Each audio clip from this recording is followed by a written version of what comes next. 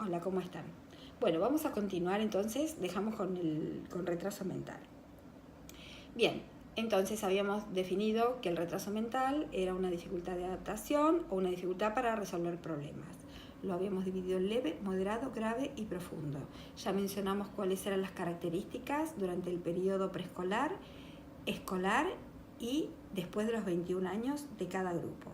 Habíamos empezado también a hablar qué era lo que había que trabajar, cuáles eran también las causas que lo podían provocar, y vamos a hablar ahora de cómo diagnosticar mediante algunas técnicas. Bueno, cuando yo recibo un chiquito con retraso mental, generalmente me manejo con lo que es hora de juego, dibujo, juego. Ahora también incluyo los métodos informáticos y la palabra. Pero también hay otros métodos que también las vimos en las primeras clases, que se refieren sobre todo a los test psicodiagnósticos o a las evaluaciones neuropsicológicas, y también diría evaluaciones funcionales a través de estudios especiales para ver si hay alguna hipoxia o alguna función de absorción de glucosa menor en las áreas involucradas con todo el área intelectual, que generalmente es la frontotemporal. Bien, tenemos algunos test diagnósticos como el test de desarrollo de Arnold Hessel. Después tenemos la variable del test de Bechler, que es el BAIS y el WIX para las distintas edades. Después tenemos algunos test como el test de Bender. Acuérdense que toda esta evaluación psicodiagnóstica la hacen los psicólogos, ¿sí? Después tenemos ciertas técnicas proyectivas. Casa, árbol, persona, el test del dibujo de la familia, que es el de Corman, y el objetivo de la evaluación va a ser determinar cuáles son los recursos de este chico y, a partir de conocer los recursos, empezar a trabajar con el chico. Cuando nosotros vemos las etapas que tiene un niño, que primero es la etapa sensoriomotora, o sea, un chico lo que tiene desarrollado primero, que es el sensorio.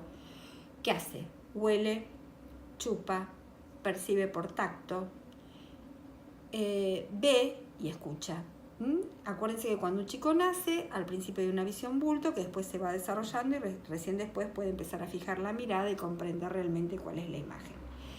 Entonces, ¿cuál es el juego del chico primitivo? El sensorio motor, que es jugar oliendo, mirando colores vívidos, chupando, por eso se mete en toda la boca, para conocer, palpando y oyendo sonidos. Las músicas rítmicas con sonidos agudos son generalmente las primarias. Entonces, primero viene la etapa sensoriomotora. La segunda etapa que viene es la etapa concreta, donde el chico lo que puede hacer es mirar un objeto, hacer un dibujo, reconocer algo y nominarlo por lo que es. O sea, si yo tengo esta taza y le voy a preguntar al chico qué es, y esta es la etapa concreta, una taza, ¿para qué sirve? Entonces va a describirla, pero no va a poder decir para qué sirve, porque esa es otra etapa, es la etapa simbólica. ¿Cuál es la etapa simbólica a la que le sigue a la concreta?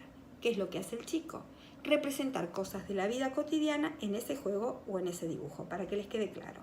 La nena va a agarrar al bebé, lo va a mecer como hace su mamá, va a simular que le da el pecho, los chicos van a jugar con los autos, van a manejar o fingir que están manejando como si fuera que están manejando, van a jugar a los aviones, a las armas, o sea, van a proyectar cosas de lo que ven identificado generalmente con la identidad sexual que el chico vaya desarrollando con su vida cotidiana, y la va a aplicar al dibujo, al juego, a la palabra, al juego socializado.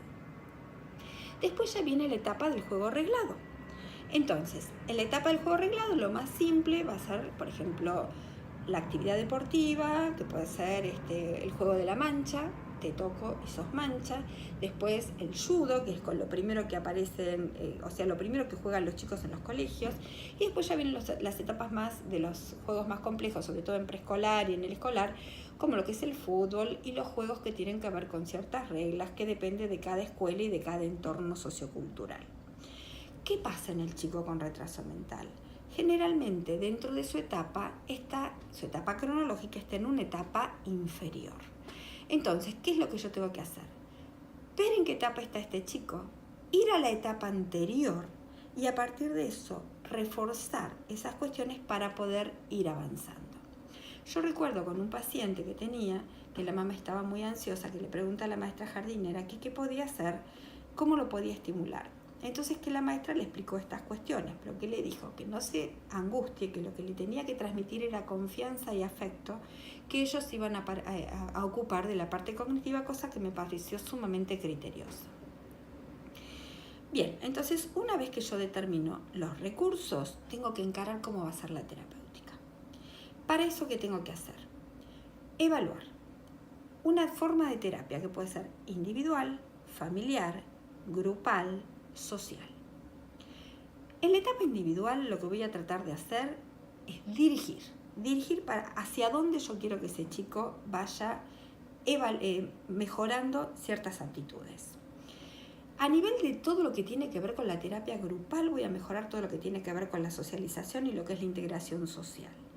¿Cómo integro estos grupos? Los puedo integrar en grupos de chicos que no tengan retraso mental o con chicos que tengan diverso tipo de retraso mental, pero que sean compatibles en la socialización, cosa de que no haya un chico que haga demasiado hostigamiento con otro para no disminuir la autoestima.